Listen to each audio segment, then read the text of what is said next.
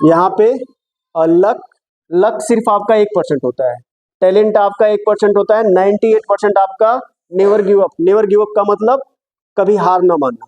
98% योगदान आपका कभी हार न मानना किसी चीज से, ये होता है। बाकी टैलेंट जो होता है वो आपका मात्र कितना परसेंट होता है, 1%। और लक कितना परसेंट होता है, 1%।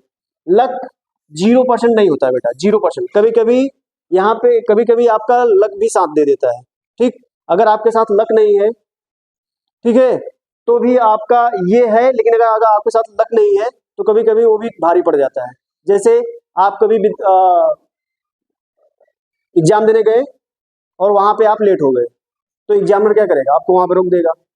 आपकी तैयारी बढ़िया है, आपने तैयारी बढ़िया किया, लेकिन वहां पे एग्जामिनर ने आपको आपको रोक दिया, तो क्या हुआ, वहां पे आपका लक खराब था। वहां पे आपका क्या था, ये लक खराब था।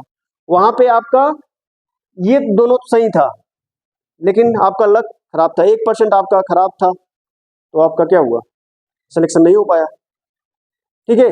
सिर्फ इतना ही योगदान होता है लक का, और आपका 1% टैलेंट का भी होता है। ऐसा भी बात नहीं है, अगर आपके पास टैलेंट नहीं है तो आप सक्सेस पालोगे। आपको टैलेंट का सिर्फ जरूरत है, लेकिन लेकिन कितना, 1%, ठीक है। लेकिन सबसे ज्यादा परसेंटेज किसका है, आपका कभी हार नहीं मानना किसी भी चीज से। अगर आप हार मान जाओगे तो आप कुछ नहीं कर सकते हो, कितना भी आपका टैलेंटेड हुआ। आप मान लीजिए 98% टैलेंटेड हो, लेकिन आप क्या किए, थोड़ा सा एक बार असफल हो गए और आप हार मान करके बैठ गए, तो क्या होगा, आप सफलता नहीं प्राप्त कर सकते। आप हार जाइए, फिर खड़े होइए, फिर संघर्ष कीजिए, मेहनत कीजिए, लेकिन हार बिल्कुल ना मानिए। आप एक न एक दिन सफल हो ही जाओगे। समझ में आया? चलते हैं अपने टॉपिक पे। आज का टॉपिक बहुत ही इंटरेस्टिंग टॉपिक है, गति, मोशन। हमारे जीवन में मोशन आप लोग देखते रहते हो, अपने जीवन में मोशन आपको हमेशा देखने को मिलेगा। जैसे गाड़ी चल रही है रोड पे, तो क्या है, मोशन में है, गति में है। और गति आप कहाँ देखते हो, गति आप कहाँ पे देखते हो, और कोई कार चल रहा है, कोई बाइक चल रही है, ठीक, बस, रेलगाड़ी वगैरह जो भी चीजें चल रही होती है, वो क्या होती है, गति में कहलाती है। हम अभी क्या है, अभी हम गति में नहीं है, लेकिन अगर हम चलने लगे तो हम क्या हुए, गति में हो गए। इसके लिए, गति के लिए आपको समय घड़ी चाहिए ना, कितने समय में कोई कहाँ तक गया, ठीक है, समझ में आया। और गति के लिए क्या चाहिए, कितना दूरी गया। तो ऐसे गति के बहुत सारे पद भी होते हैं, जैसे दूरी, विस्थापन, चाल, वेग, त्वरण, ये सब क्या है, गति के पद है। तो इन सब के बारे में आज हम लोग पूरा विस्तृत स्टडी करेंगे। समझ में आया? तो हम लोगों का इस टॉपिक में हम लोग आज क्या कवर करेंगे, विराम और गति में क्या अंतर होता है, विराम क्या होता है, गति क्या होता है, गति के प्रकार क्या होते हैं, गति कितने प्रकार का होता है, यानी मोशन कितने प्रकार का होता है, एक समान गति क्या होता है, असमान गति क्या होता है, गति संबंधित पद क्या होते हैं, दूरी तथा विस्थापन में अंतर क्या होता है, दूरी क्या होता है, विस्थापन क्या होता है, चाल, वेग, त्वरण क्या होते हैं, ये कितने प्रकार के होते हैं, दूरी समय ग्राफ, विस्थापन समय ग्राफ और वेग समय ग्राफ, इतने टॉपिक आज हम लोग कवर करेंगे। ओके, तो आज का पहला टॉपिक है विराम। विराम किसे कहते हैं, विराम को इंग्लिश में हम लोग रेस्ट बोलते हैं, विराम को हम लोग क्या बोलते हैं, रेस्ट। अब रेस्ट क्या होता है, ये आदमी देख रहे हो, रेस्ट की अवस्था में, विराम की अवस्था में बिल्कुल लेटा हुआ है, कोई फर्क नहीं है ना, हम लोग इसी को कहते हैं ना, रेस्ट कर रहा है, विराम कर रहा है, विराम की अवस्था में, ठीक। यहाँ पे देखो, इस पेड़ को देखो, पेड़ क्या है, विराम की अवस्था में, ठीक। घर क्या है, विराम की अवस्था में। ये लड़के को देख रहे हो, लड़का भी क्या है, विराम की अवस्था में। ये देख रहे हो, पेड़ क्या है, विराम की अवस्था में। घर क्या है, विराम की अवस्था में। लेकिन गाड़ी क्या कर रही है, आगे बढ़ रही है, गति की अवस्था में। तो हम विराम बोलेंगे कैसे, ये अगर इसको हमको साइंस के लैंग्वेज में अगर बताना हो, तो विराम इसको बोलेंगे किसको, अगर कोई भी वस्तु, किसी भी वस्तु का स्थान समय के साथ परिवर्तित नहीं हो रहा है। ये आदमी लेटा हुआ है, क्या इसका स्थान चेंज हो रहा है, समय के साथ स्थान चेंज हो रहा है, नहीं हो रहा है। ये घर का स्थान चेंज हो रहा है समय के साथ, अगर आप घड़ी लेकर देखो, अपने घड़ी में देखते रहो, 1 बजे भी यहीं पे रहेगा, 2 बजे भी घर यहीं पे रहेगा, 3 बजे भी घर यहीं पे रहेगा, 4 बजे भी घर रहेगा। टाइम तो बढ़ रहा है, लेकिन टाइम के साथ इसका स्थान नहीं बदल रहा है। अगर ऐसी स्थिति आ रही है तो वहां पे क्या होगा बेटा? विराम होगा। क्या होगा? रेस्ट। ठीक है, इसी को हम लोग बोलते हैं रेस्ट। यहाँ पे देखो ये लिखा भी है यही, यदि किसी वस्तु की स्थिति समय के साथ कोई परिवर्तन नहीं होता है, उसकी स्थिति में समय के साथ कोई परिवर्तन नहीं होता है, तो वस्तु किसमें कहलाती है? विरामावस्था में कहलाती है। ठीक, जैसे मेज पे रखी एक किताब, मेज पे कोई किताब रख दो, वो क्या होगी? चलेगी? नहीं चलेगी। जब तक नहीं चलेगी, जब तक वो अपना स्थान नहीं चेंज करेगी, तब तक वो रेस्ट में है। अगर वो अपना स्थान चेंज कर देगी तो किस में आ जाएगी? मोशन में आ जाएगी। और यहाँ पे इसका कारण बताया, मेज के सापेक्ष किताब की स्थिति में क्या है? समय के साथ कोई परिवर्तन नहीं हो रहा है, इसलिए वो क्या है? विरामावस्था में है। ठीक है बेटा, तो ये सब क्या है? विरामावस्था में। क्लियर? आगे हम लोग पढ़ते हैं अपना सेकंड टॉपिक, गति। मोशन किसे कहते हैं? मोशन में क्या है? विराम का जस्ट उल्टा। अगर किसी वस्तु की स्थिति समय के साथ क्या हो रही है? लगातार बदल रही है, परिवर्तित हो रही है। जैसे हम क्या कैसे रेस्ट में है, लेकिन जैसे ही हम चलना स्टार्ट कर दिए तो समय के साथ हम क्या किए? अपनी स्थिति को चेंज कर लिए, बदल लिए, तो ये क्या होगी? मोशन। इसी को हम क्या कहेंगे? गति कहेंगे। यहाँ पे आपको कई एग्जाम्पल दिए गए, जैसे उड़ती हुई चिड़िया। उड़ती हुई चिड़िया क्या है? समय के साथ अपना स्थान चेंज कर रही है। ये देखो फुटबॉल खेलता हुआ आदमी समय के साथ क्या कर रहा है? ये भी अपनी स्थिति को क्या कर रहा है? चेंज कर रहा है। ये आपका मधुमक्खी भी क्या कर रही है? समय के साथ अपना स्थान चेंज कर रही है। तो ये सब क्या है? गति की अवस्था में है। जो देख रही हो, ये आपका कार है। कार क्या कर रही है? रोड पे अपना समय के साथ क्या कर रही है? अपनी स्थिति को चेंज कर रही है। तो इसका मतलब कार क्या है? गति की अवस्था में। कार किस अवस्था में है? गति की अवस्था में। तो इसी को बेटा हम लोग क्या कहते हैं? गति। अगर साइंस की भाषा में कहना हो तो हम कैसे कहेंगे? अगर कोई वस्तु समय के साथ अपनी स्थिति में परिवर्तन कर रही है तो वो वस्तु क्या कहलाएगी? गति की अवस्था में कहलाएगी। यहाँ पे वही चीज लिखा हुआ है, यदि किसी वस्तु की स्थिति समय के साथ परिवर्तित हो रहा है तो वस्तु गति की अवस्था में कहलाती है। जैसे जल में तैरती हुई मछली, ठीक, सड़क पर दौड़ती हुई कार, यहाँ पे कार दौड़ रही है, ठीक, पटरियों पे दौड़ती हुई रेलगाड़ी, वायु में उड़ते हुए पंछी। दिख रहा है ना? ये सब किसमें है? गति की अवस्था में। क्लियर? आगे देखो, इसमें एक आता है सापेक्ष गति। देखो यहाँ पे विराम तथा गति एक दूसरे से संबंधित होते हैं। विराम और गति क्या होते हैं? एक दूसरे से संबंधित होते हैं। कैसे? क्योंकि कोई वस्तु एक ही समय में एक वस्तु के सापेक्ष विराम में, जबकि किसी दूसरी वस्तु के सापेक्ष गति में हो सकती है। इसका एक सिंपल सा एग्जांपल है, जैसे एक आदमी को देखो, ये आदमी आपका ट्रेन में बैठा हुआ है, ये आदमी आपका ट्रेन में बैठा हुआ है। अगर ये आदमी ट्रेन के अंदर देख रहा है, इसके सामने दूसरा आदमी अगर बैठा हुआ है, तो ये इसको देखेगा कि ये रेस्ट अवस्था में है। किसमें है? ये विराम अवस्था में। किस अवस्था में है बेटा? ये विराम अवस्था में। ये आदमी से पूछोगे कि ये आदमी किस अवस्था में है, ये दूसरा वाला आदमी किस अवस्था में है, तो ये बताएगा विराम में है। लेकिन अगर इसके बाहर एक खिड़की है, खिड़की के बाहर अगर इस घर को देख रहा है, तो ये आदमी बोलेगा ये घर आपका क्या है? गति की अवस्था में। या घर से वहां पे इस गाड़ी को कोई देखेगा तो कहेगा ये गति अवस्था में। समझ में आया?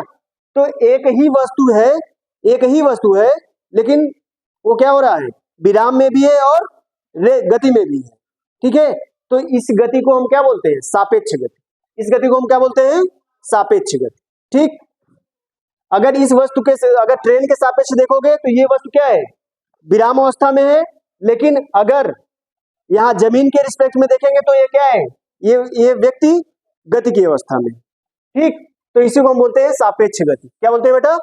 सापेक्ष गति। ठीक, ये आपका डिपेंड करता है आप कहां से देख रहे हो।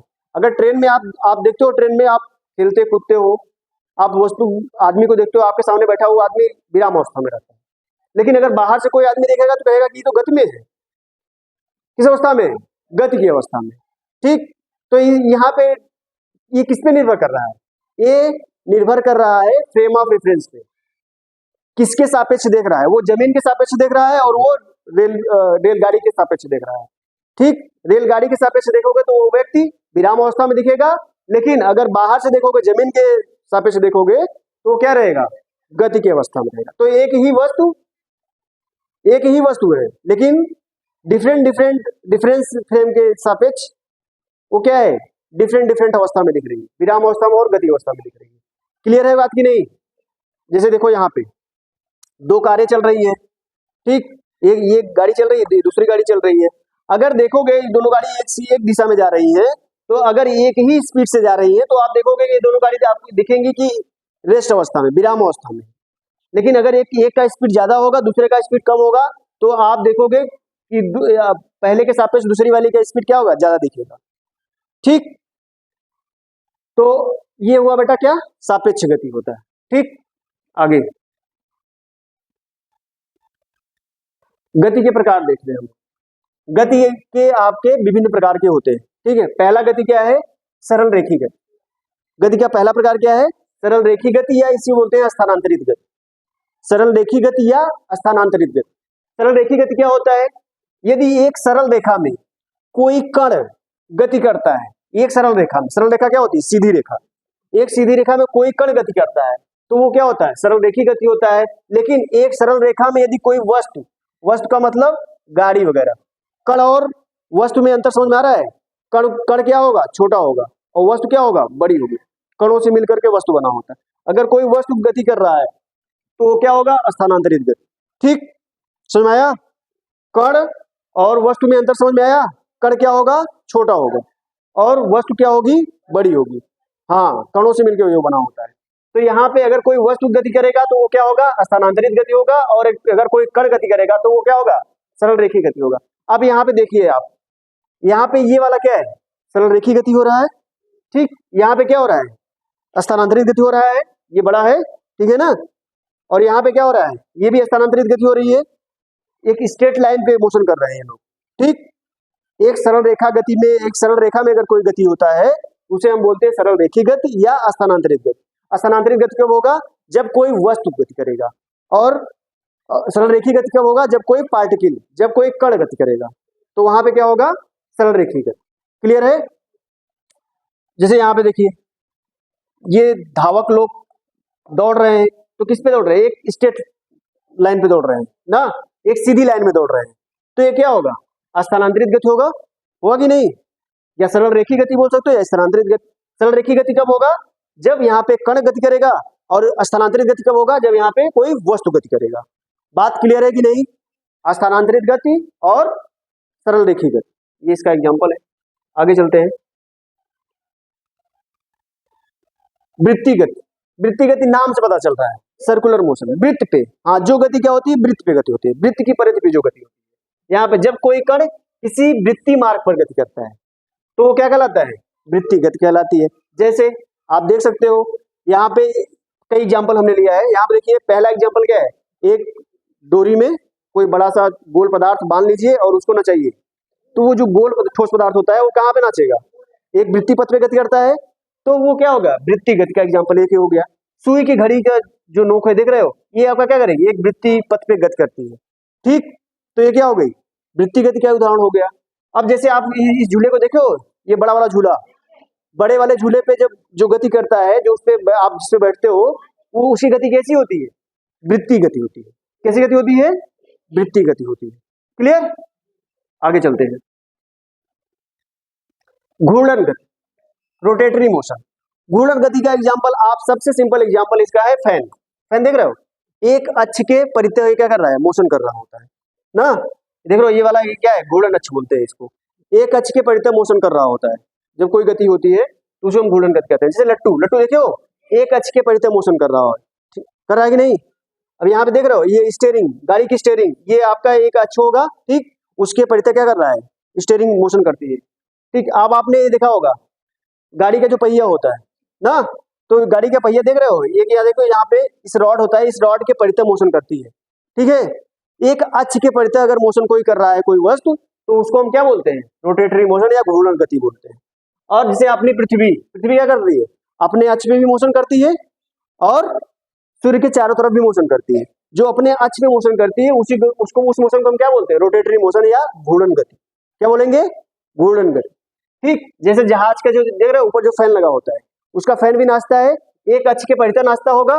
ठीक, तो उसी को, इसको, इस गति को हम क्या कहेंगे, इसके जहाज के जो पंखा नाचता है, घूर्णन गति। क्लियर है बेटा? तो ये आपका घूर्णन गति के बहुत सारे एग्जाम्पल है। अगर इसको हम विज्ञान की भाषा में अगर परिभाषित करेंगे तो कैसे करेंगे, जब कोई वस्तु किसी स्थिर अक्ष के परितः इस प्रकार गति करती है कि पिंड का प्रत्येक कण वृत्ति पथ पर चलता है एवं समस्त वृत्ति पथों का केंद्र उसके अक्ष पर होता है, तो वस्तु की ऐसी गति को हम क्या बोलते हैं, घूर्णन गति बोलते हैं। यानी यदि कोई वस्तु किसी एक अक्ष के परितः घूर्णन करता है, मोशन करता है, तो ऐसी गति को हम क्या बोलेंगे बेटा, घूर्णन गति बोलेंगे। तो इससे इसके ढेर सारे एग्जाम्पल, जितने एग्जाम्पल सभी एग्जाम्पल हम लोगों ने बता दिए। क्लियर, बात क्लियर है कि नहीं। और इसके बाद एक गति और होती है, उस गति को हम लोग देख लेते हैं, उसको बोलते हैं दोलन गति। क्या बोलते हैं बेटा, दोलन गति। दोलन गति क्या बोलते हैं, दोलन गति क्या होता है, यदि कोई वस्तु एक बिंदु के इधर उधर गति करती है, ठीक, एक बिंदु के इधर उधर गति करती है, सेम पाथ को बार बार दोहराती है, तो इस गति को हम लोग क्या बोलते हैं, लोलक गति या दोलन गति बोलते हैं। क्या बोलते हैं, दोलन गति। क्या बोलते हैं बेटा, दोलन गति। अब मान लो जैसे इसका एग्जांपल क्या हो सकता है, झूला। आपने झूला देखा है, आप झूला पे बैठे होंगे, झूला पे ऐसे आप पटरा होता है, यहाँ पे आदमी बैठा होता है, तो वो क्या करता है, इधर उधर गति करता है, इस तरह से बार बार ऐसे ऐसे गति करता है ना, झूलता है। तो इस प्रकार की जो गति होती है ना, ये गति क्या कहलाती है, दोलन गति कहलाती है। और उसके साम्य स्थिति से, इसमें कई टर्मिनोलॉजी होते हैं, ये मान लो ये क्या है, इसकी साम्य स्थिति है, बीच वाली स्थिति। साम्य स्थिति से इधर जितना अधिक विस्थापन होता है, मैक्सिमम विस्थापन, जितना अधिक दूरी जो जा सकता है, ठीक है, इसको हम क्या बोलते हैं, आयाम कहते हैं। इसको क्या बोलते हैं, आयाम। मतलब जितना ऊपर जा सकता है, बीच से जितना ऊपर जा सकता है, उसी को हम क्या बोलते हैं, आयाम। अगर ये आयाम छोटा हो जाता है, आयाम यानी ये जो अधिकतम दूरी जो अगर छोटा रहेगा, मान लीजिए इतना है, इतना है, छोटी रहेगी, छोटी रहेगी तो ऐसे ऐसे मोशन करेगी, तो इस गति को हम क्या बोल रहे हैं, कंपन गति बोल देंगे, कंपन गति। ठीक, ये कुछ गति के प्रकार है। ठीक, अगर आयाम छोटा रहेगा तो कंपन गति हो जाएगी, अगर आयाम बड़ा रहेगा तो वो दोलन गति कहलाएगी। क्लियर है, बात क्लियर है कि नहीं। चलो आगे चलते हैं। अब हम देखते हैं एक समान गति और असमान गति। एक समान गति और असमान गति, यहाँ पे हमने कुछ एग्जांपल लिए हैं। ठीक है, एक समान गति को पहले देखते हैं। एक समान गति का यहाँ पे एग्जांपल है, जैसे मान लीजिए कोई व्यक्ति है, कोई कार है, व्यक्ति है, कुछ भी है, वो क्या कर रही है, 10 किलोमीटर की दूरी 5 मिनट में तय कर रही है। कितने मिनट में, 5 मिनट में। ठीक, फिर अगला 10 किलोमीटर जो है वो भी कितने मिनट में कर रही है, 5 मिनट में। अगला इसके आगे जो 10 किलोमीटर है वो भी 5 मिनट में तय कर रही है, यानी समान समय में समान दूरी तय कर रही है। यदि कोई वस्तु समान समय में समान दूरी तय कर रही है तो ऐसी गति को समान गति कहते हैं, ऐसी गति को समान गति कहते हैं, एक समान गति कहते हैं।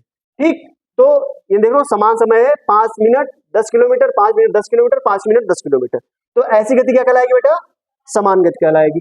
जैसे आपका देख लीजिए, इसका एग्जाम्पल क्या है, जैसे आपका घड़ी है, घड़ी जो है इसकी गति जो होती है वो क्या, कैसी गति होती है, समान गति होती है। और जैसे आपका पृथ्वी है, सूर्य के चारों तरफ घूम रही है, तो इसकी गति क्या होती है, समान गति होती है। ये समान समय में समान दूरी तय करती है। ठीक है, तो ये समान गति के कुछ एग्जाम्पल हैं। जैसे यहाँ पे आपका असमान गति। ठीक, असमान गति में क्या है, असमान गति में समान समय में असमान दूरी तय करती है। जैसे यहाँ पे देखिए 10 मिनट में इसने कितना किलोमीटर तय किया, 25 किलोमीटर ना, लेकिन यहाँ पे देखो 10 मिनट में इसने कितना तय किया, 5 किलोमीटर। समय तो समान है लेकिन दूरी क्या है, अलग अलग है।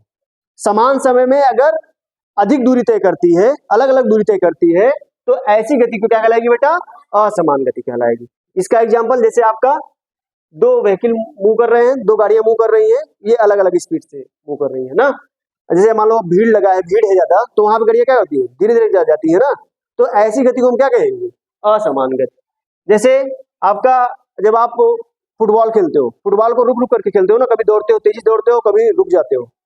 ठीक है, तो ऐसी गति को हम लोग क्या कहेंगे, असमान गति। समान वेग से हम लोग नहीं खेलते हैं, फुटबॉल क्या समान वेग से खेलते हो, दौड़ते रहते हो, कभी रुक जाते हो, फिर फुटबॉल को मारते हो, है ना।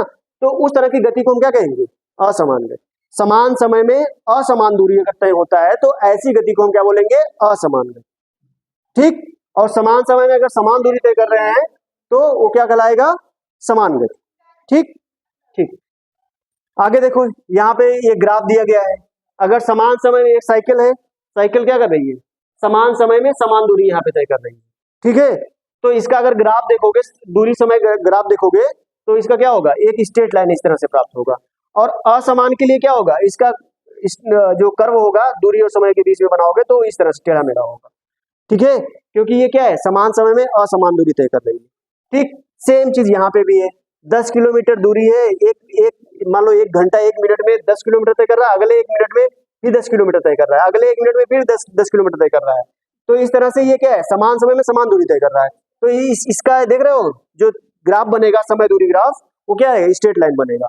लेकिन यहाँ पे देखो, 1 मिनट में 20 किलोमीटर जा रहा है, अगले 1 मिनट में क्या रहा है, 5 किलोमीटर जा रहा है, फिर अगले 1 मिनट में 5 किलोमीटर, फिर अगले 1 मिनट में 10 किलोमीटर जा रहा है। तो यहाँ पे क्या है, समान समय में असमान दूरी तय कर रहा है। तो इसके बीच में देख रहे हो, समय और दूरी के बीच में ग्राफ देखेंगे तो क्या है, देख रहे हो, टेढ़ा मेढ़ा जा रहा है, ठीक है, समझ में आया कि नहीं। तो ये समान गति और असमान गति हो गया, ठीक। आगे चलते हैं हम लोग, आगे हम लोग देखते हैं गति संबंधित पद, कुछ गति संबंधित पद भी है, ठीक है, उन पदों को हम लोग देखेंगे। कौन कौन, पहला पद क्या है, दूरी। आज हम लोग जानेंगे दूरी क्या होता है, दूरी क्या होता है। दूरी का मतलब आप सिंपल भाषा में अगर आप बताओगे तो क्या बताओगे, दूरी क्या होता है, दो बिंदुओं के बीच की दूरी, ऐसे बोलते हैं।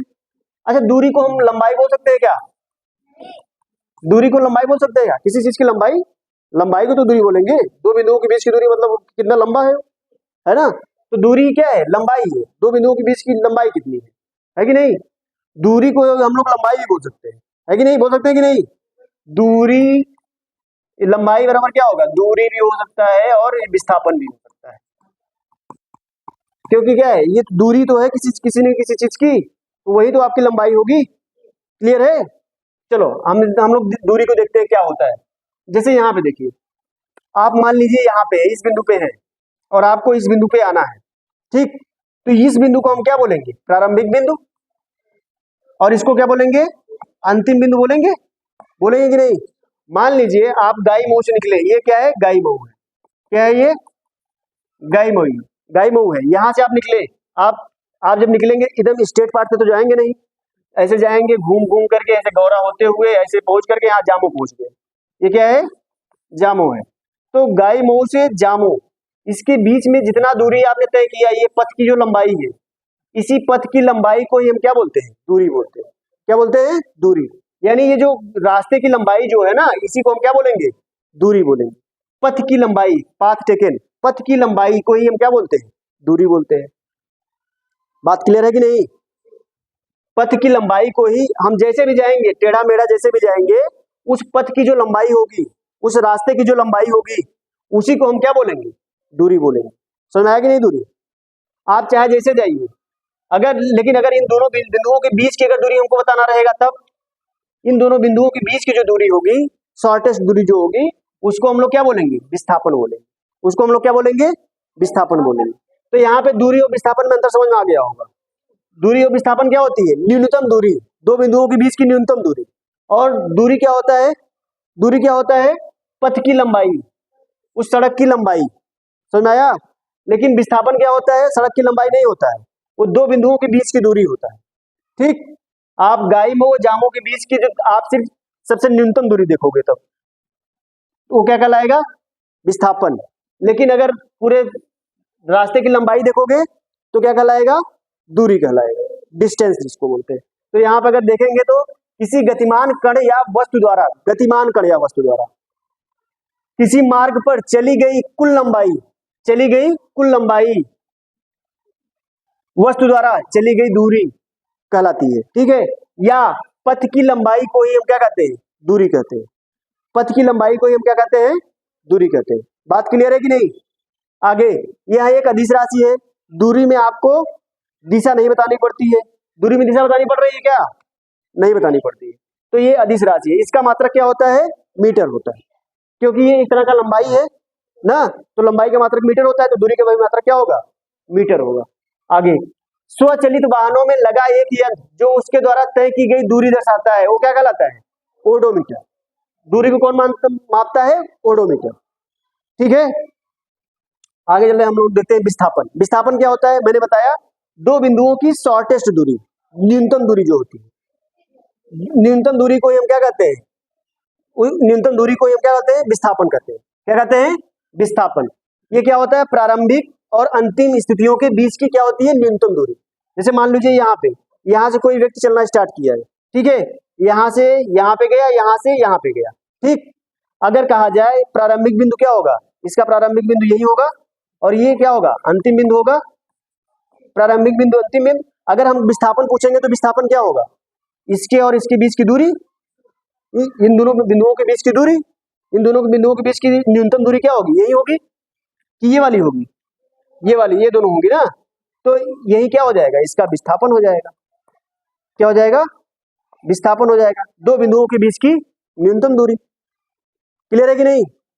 अब इसका अगर दिशा देखेंगे, दिशा किधर से किधर होगा? प्रारंभिक बिंदु से अंतिम बिंदु की ओर। दिशा किधर होगा? प्रारंभिक बिंदु से अंतिम बिंदु की ओर। क्लियर है कि नहीं? तो अब विस्थापन में क्या क्या है? विस्थापन एक सदिश राशि हो गई, क्योंकि इसमें परिमाण भी है और दिशा भी है ना।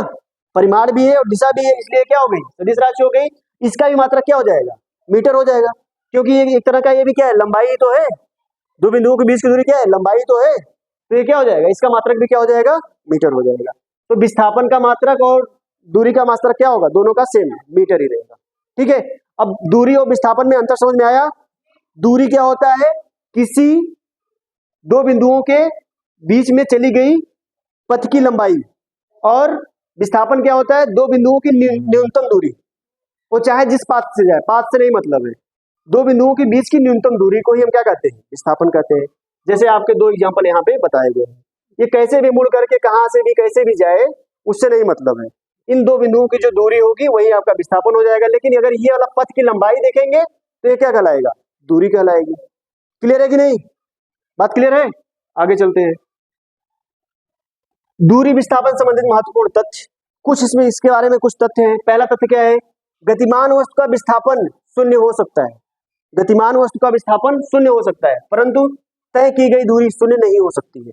अगर वस्तु एक बार चल दी तो दूरी उसका शून्य कभी नहीं होगा। जैसे मान लीजिए यहाँ पे कोई व्यक्ति खड़ा है ए पॉइंट पे, ठीक। अगर ये विराम अवस्था में है तो यहाँ पे दूरी क्या रहेगी? दूरी क्या है? शून्य रहेगी। विस्थापन क्या रहेगा? बताओ, शून्य रहेगा ना। दूरी विस्थापन यहाँ पे जब विरामावस्था में। लेकिन अगर एक बार अगर ये गति कर दिया, अगर मान लो इधर से आकर के फिर यहीं पे पहुंच गया, अगर यहां से चला फिर उसी पॉइंट पे आ गया, तो बताओ दूरी कितनी होगी? इस पथ की लंबाई होगी नहीं? इस पथ की लंबाई कुछ न कुछ होगा ही, not equal to zero. Zero तो नहीं होगा ना। लेकिन अगर विस्थापन की बात करें तो विस्थापन क्या होगा? विस्थापन क्या होगा? विस्थापन जीरो हो जाएगा बेटा। जिस बिंदु से चला उसी बिंदु पे आ गया, तो विस्थापन क्या हो गया? जीरो हो गया। लेकिन दूरी जीरो नहीं होगा, और विस्थापन क्या हो जाएगा? जीरो, क्योंकि प्रारंभिक और अंतिम बिंदु उसी पे आया है ना, तो विस्थापन जीरो हो जाएगा। तो यहाँ पे यही तो कर रहा है, विस्थापन शून्य हो सकता है, लेकिन परंतु तय की गई दूरी क्या है? शून्य नहीं हो सकती। दूसरा पॉइंट क्या कर रहा है? विस्थापन धनात्मक भी हो सकता है, ऋणात्मक भी हो सकता है, शून्य भी हो सकता है, लेकिन दूरी हमेशा क्या होगी? धनात्मक होगी। दूरी हमेशा क्या होगी? धनात्मक होगी, हमेशा धनात्मक होगी। और यहाँ गतिमान वस्तु का विस्थापन तय की गई दूरी से कभी भी अधिक नहीं होगा। विस्थापन जो होगा, विस्थापन तय की गई दूरी से हमेशा क्या होगा? छोटा होगा या तो बराबर होगा। ये कभी भी क्या होगा? अधिक नहीं हो सकता है। विस्थापन कभी भी नहीं अधिक हो सकता है, या तो बराबर होगा या तो छोटा होगा। अधिक कभी नहीं हो सकता है। बात क्लियर है कि नहीं? जैसे यहाँ पे देखो, एक यहाँ पे एग्जाम्पल लिया गया है। यहाँ देखो, एक आदमी यहाँ से चलता है और ये इस तरह से इस रास्ते से होते होते होते होते यहाँ से फिर यहाँ पे पहुंच जा रहा है, ठीक है। तो देखो, अगर यहाँ से इसकी बात करोगे तो ये क्या होगा? दूरी होगी। अब अगर इन दोनों बिंदुओं, प्रारंभिक बिंदु ये है और ये अंतिम बिंदु है, अगर इन दोनों के बीच की दूरी देखा जाएगा तो ये क्या कहलाएगा?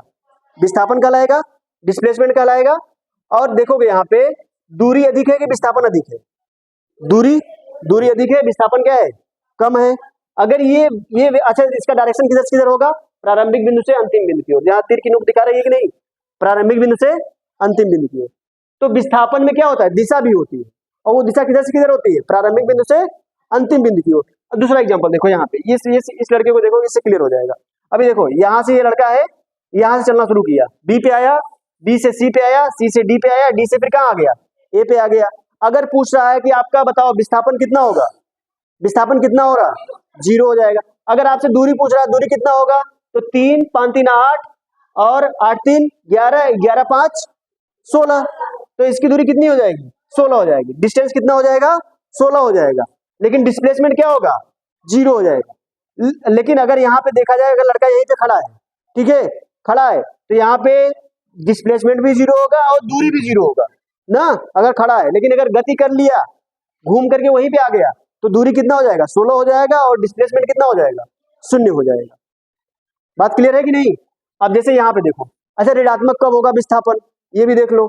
जैसे मान लो ये क्या है, 0 है, यहां से कोई व्यक्ति चला, ठीक, यहां पे आ गया, तो कितना चला टोटल, 5 चला, और फिर यहां से किधर चला आया, 3 पे चला आया।